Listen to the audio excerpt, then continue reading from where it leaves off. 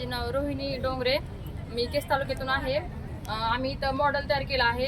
आमचं असं आहे की पोषण परस बागेचं आमचं असं आहे. आता जे बाहेर मार्केटमध्ये केमिकलचं प्रमाण जास्त झालं आहे, सेंद्रिय पद्धतीनं सगळ्यांनी हे करावं, ऑर्गॅनिक आणि पोषण परस बाग तयार करावा.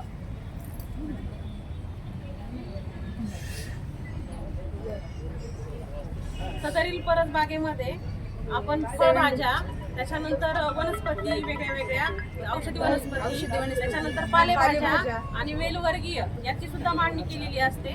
वर्षामध्ये एकदा दरवर्षी शेवटला मोडली जाते, उन्हाळ्याच्या शेवटला, आणि पुन्हा एकदा त्याची आखणी करून नवीन त्याच्यामध्ये रोपं लावले जातात. याच्यावरती कुठल्याही प्रकारचे केमिकल फवारणी केली जात नाही.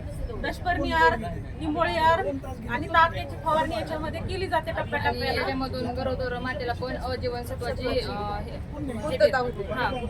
आणि प्रत्येक घरामध्ये प्रत्येक गटातल्या महिलांनी कंपल्सरी एक पोषण बाग करायचीच आहे, आपल्या स्वतःच्या कुटुंबाला सेंद्रिय पालेभाज्या मिळवून देण्यासाठी.